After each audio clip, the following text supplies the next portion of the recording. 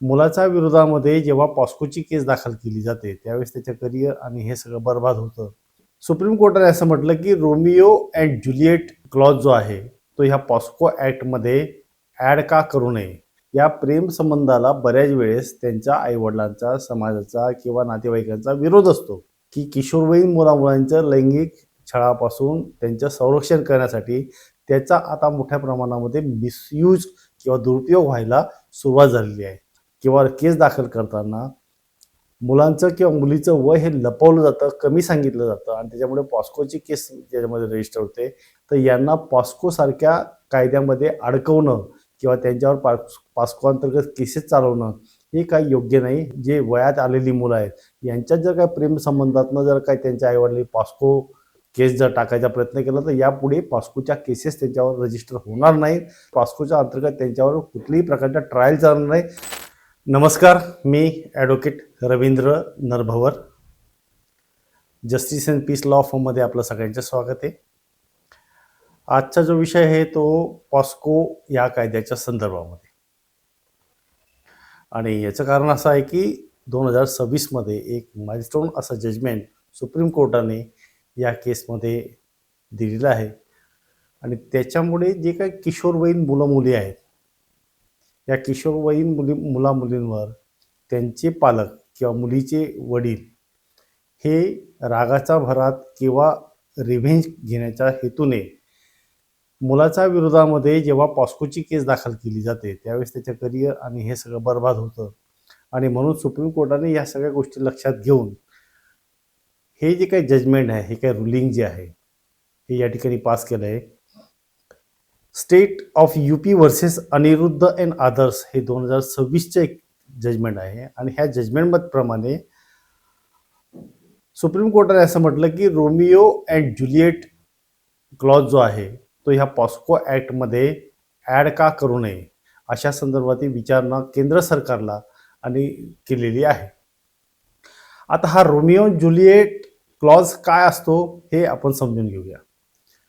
तर भारतात Romeo Juliet नावाचं जे काही नाटक आहे याच्यामध्ये एक प्रेमकथा आणि एक प्रेम कहाणी आहे.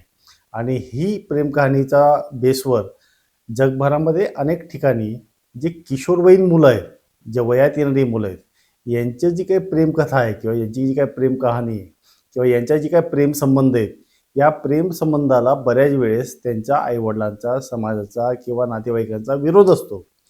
आणि ह्या विरोधाचा जो राग आहे तो राग लक्षात घेऊन त्या मुलाच्या विरोधामध्ये मुलीचे आईवडील किंवा नातेवाईक हे त्याच्या विरोधामध्ये पॉस्कोची केस दाखल करतात.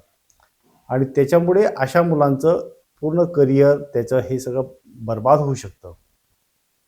तर ज्या कारणासाठी हा कायदा अस्तित्वात आला होता की किशोरवयीन मुलामुलांचं लैंगिक छळापासून त्यांचं संरक्षण करण्यासाठी त्याचा आता मोठ्या प्रमाणामध्ये मिसयूज किंवा दुरुपयोग व्हायला सुरुवात झालेली आहे. आणि म्हणून रोमिओ ज्युलिएट जो काय क्लॉज आहे या क्लॉजच्या संदर्भात या state of UP versus Aniruddha and other 2026च्या केसमध्ये केंद्र सरकारला सुप्रीम कोर्टाने हे विचारणा केली आहे की हा क्लॉज या सेक्शनमध्ये का टाकण्यात येऊ नये. आणि याच्या जी फॅक्ट आहे किंवा ज्या केस आहे ही केस अशी होती की अलाहाबाद हायकोर्टाने एका युवकाच्या विरोधामध्ये तिच्या आईवडिलांनी पॉस्कोच्या अंतर्गतमध्ये केस दाखल केली होती. आणि त्याच्या बेलची सुनावणी ज्यावेळेस या ठिकाणी हायकोर्टात झाली त्यावेळेस हायकोर्टाने असं म्हटलं की तुम्ही या पॉस्कोच्या अंतर्गत येणाऱ्या ज्या काही केसेस आहेत, जे काय रजिस्टर होणारे गुन्हे आहेत, याच्यामध्ये त्या मुलांची मेडिकल टेस्ट आधी करा, म्हणजे त्यांच्या वयाचा आपल्याला थांगपत्ता लागेल. आणि म्हणून तसं रुलिंग एक पास करून स्टेट वाईड किंवा संपूर्ण उत्तर प्रदेशामध्ये सरकारला त्यांनी सांगितलं की पॉस्कोच्या अंतर्गत रजिस्टर होणाऱ्या सगळ्या केसेसमधल्या या मुलामुलींचे वयाची पुराव्यासाठी म्हणून त्याची मेडिकल टेस्ट करा. आणि म्हणून ही केस पुन्हा सुप्रीम कोर्टात गेली. आणि सुप्रीम कोर्टाने असं म्हटलं की तुम्ही बेलची हेअरिंग करत असताना केवळ बेलवरच कॉन्सन्ट्रेशन करा.